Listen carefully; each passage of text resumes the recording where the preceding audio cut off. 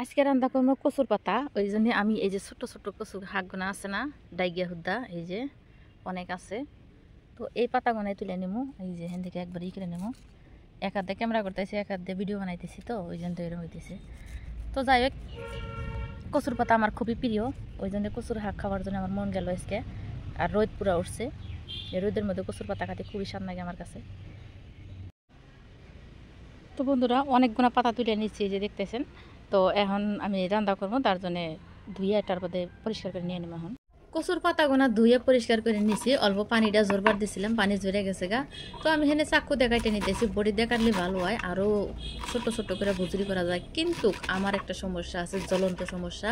জ্বলন্ত সমস্যা হইলো যে আমি যদি কচু কাটি তাহলে এক সপ্তাহ আমার আত খাই যায়। ওই জন্যে আমি এই যে এই ব্যবস্থা করে কাটলাম।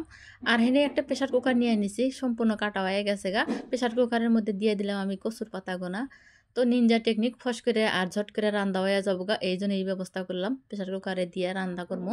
দিয়ে দিলাম গোটা রসুন, তারপর দিয়ে দিলাম অনেকগুনা কাঁচামরিচ। আমি হেনে পাউডার মরিচ ব্যবহার করবো না, খালি কাঁচামরিচ দিয়ে ব্যবহার করবো।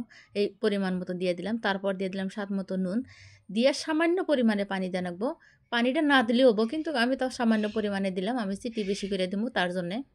তো এখন আমি সোমবার দেবো, তার জন্য কড়াইয়ের মধ্যে সর্ষের তেল দিয়ে ফোড়নে দিয়ে দিলাম জিরা, তারপর দিয়ে দিলাম 2টা শুকনা মরিচ। জিরা শুকনা মরিচ দিয়ে ফোড়ন দিলে ভালোই লাগে। তারপর দিয়ে দিলাম পেঁয়াজ, এখন দিয়ে দিলাম রসুন।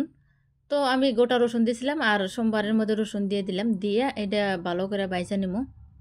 আর এবার করে কচুর পাতা খাইয়া দেন, খুবই ভালো লাগবে। আর এবার করে রানলে কিন্তু গলায় ধরে না, সাধারণত গলায় কমই ধরে কচুর পাতা। যারা খাওয়া পারে না তাদের তো দেখলি ধরে, আর যারা খাওয়া পারে তারা যেবা করে রান্না খুশি খাওয়া যায়, কিন্তু গলা ধরে না। তো যাই হোক, আমি এই যে খুবই নাড়াচাড়া করে নিতেছি। গোটাগুটি করার পর অনেকক্ষণ করার পর এই যে হয়ে গেছে গা, মানে আঠালো আঠালো হয় যখন হয়ে যাবো গা, তখন এটা সম্পূর্ণ হয়ে যায়। তো কচুর পাতাটা সম্পূর্ণ হয়ে গেছে গা।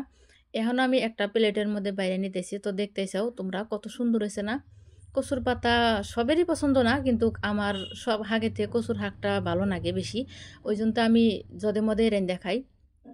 তো যাই হোক বন্ধুরা, আমি খুবই সহজ করে তোমার হাতে এই ভিডিওটা শেয়ার করলাম। এই ভিডিওটা যদি তোমার ভালো লাগে, লাইক শেয়ার কমেন্ট করে দিও। আর আবারও আসবো নতুন কোনো রেসিপি নিয়ে। তত টাইম তোমরা সুস্থ থাকো, ভালো থাকো, আমার পাশে থাকো সব সময়।